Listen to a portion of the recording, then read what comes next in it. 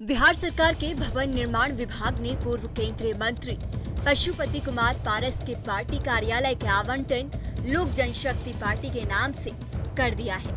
एक तरह से देखा जाए तो चिराग पासवान ने अपने चाचा से अपना राजनीतिक बदला पूरा कर लिया है।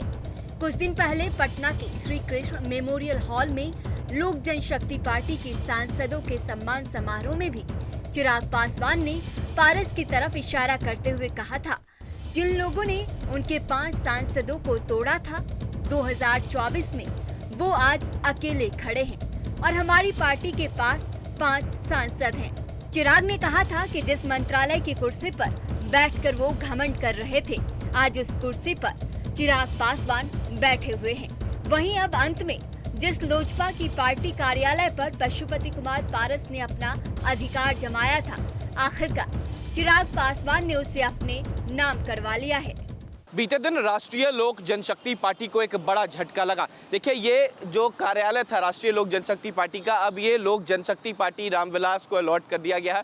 बिहार सरकार के भवन निर्माण विभाग के द्वारा ये अलॉटमेंट जो है वो कर दिया गया। अब चिराग पासवान को ये कार्यालय दे दिया गया। चाचा से छीन कर कह सकते हैं कि अब भतीजे को दे दिया। बता दें कि चिराग पासवान के लिए इसको लेकर भवन निर्माण विभाग की तरफ से पत्र भी जारी कर दिया गया है। एक व्हीलर रोड का आवंटन लोक जनशक्ति पार्टी रामविलास के नाम से विधिवत कर दिया गया है। भवन निर्माण विभाग की तरफ से जो पत्र जारी किया गया है, उसमें कहा गया कि 13 जून 2024 को राष्ट्रीय लोक जनशक्ति पार्टी के कार्यालय का आवंटन रद्द कर दिया गया था। 4 जुलाई 2024 को लोक जनशक्ति पार्टी रामविलास के कार्यालय के लिए भवन निर्माण विभाग को एक आवेदन दिया गया था, जिसमें पार्टी कार्यालय के लिए एक जगह उपलब्ध करवाने की मांग की गई थी। पार्टी कार्यालय चिराग पासवान की पार्टी के नाम पर आवंटित कर दिया गया। अब पशुपति कुमार पारस के सामने एक बड़ी समस्या आ गई है। समस्या ये है कि उन्हें अब पार्टी संचालन करने के लिए एक नई जगह की तलाश करनी होगी। देखिए, ये न्याय नहीं है और बिहार में कहा जाता है कि नीतीश कुमार जी के राज में न्याय के साथ विकास है। अब इनका जो एक विभाग है भवन निर्माण विभाग, 14/6/2024 को हमने आवेदन दिया कि यह बंगला हमारे नाम से अलॉट किया जाए और वहीं इसी महीने में चिराग जी ने 4 तारीख को आवेदन दिया, 8 तारीख को उनको बंगला आवंटित कर दिया जाता है, जबकि लोक जनशक्ति पार्टी के नाम से यह बंगला आवंटित था। चुनाव आयोग में मामला लंबित है। दोनों दल रीजनल पार्टी हैं, हमारे कब्जे में था और हम शुरू से रहते आ रहे थे, तो हमारे साथ न्याय नहीं हुआ है। बिहार में एनडीए को एकजुट रखने के लिए आदरणीय पशुपति कुमार पारस जी ने अपने आप को होम कर दिया। भारतीय जनता पार्टी के राष्ट्रीय अध्यक्ष आदरणीय जेपी नड्डा जी हों, आदरणीय अमित शाह जी हों, माननीय प्रधानमंत्री जी हों। जाहिर है भवन निर्माण विभाग के तरफ से एक व्हीलर रोड शहीद पीर अली खान मार्ग का नया आवंटन चिराग पासवान की पार्टी को विधिवत कर दिया गया है। आवंटन के साथ भवन निर्माण विभाग ने कुछ शर्तें भी रखी है, जिसमें किसी भी तरह के नव निर्माण के लिए भवन निर्माण के परमिशन की जरूरत होगी। किराया का 10 गुना पहले ही जमा करना होगा। पार्टी कार्यालय का बिजली बिल और अन्य खर्चा खुद पार्टी को उठाना होगा। राष्ट्रीय लोक जनशक्ति पार्टी का प्रदेश कार्यालय पटना के एक व्हीलर रोड में स्थित था।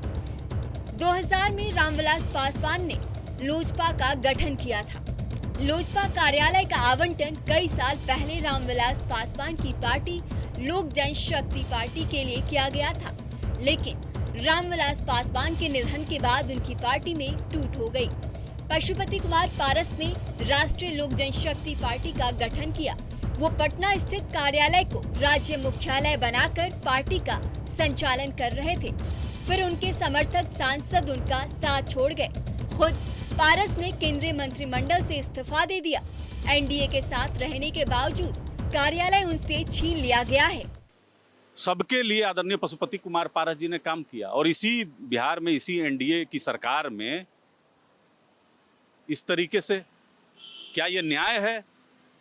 आदरणीय पशुपति कुमार पारस जी के पास शुरू से यह बंगला रहा है जब वो वन पर्यावरण मंत्री थे। जब हम शुरू से संपर्क कर रहे हैं भवन निर्माण विभाग से, तो हमको आवंटित करना चाहिए था और विभाग के द्वारा एक भी लेटर ना देकर आप क्या करना चाहते हैं? आप सामान निकाल कर सड़क पर फेंकना चाहते हैं? आप तमाशा बनाना चाहते हैं? कुल मिलाकर चाचा पारस को देखें तो ये कहना कहीं से भी गलत नहीं होगा कि साल 2024 उनके लिए बिल्कुल अच्छा नहीं है। पहले लोकसभा चुनाव में उनकी पार्टी राष्ट्रीय लोक जनशक्ति पार्टी को एनडीए गठबंधन ने एक भी सीट नहीं दी। फिर उनके समर्थक सांसद उनका साथ छोड़ गए। खुद पारस ने केंद्रीय मंत्रिमंडल से इस्तीफा दे दिया। एनडीए के साथ रहने के बावजूद अब उनका प्रदेश कार्यालय उनसे छीन लिया गया है।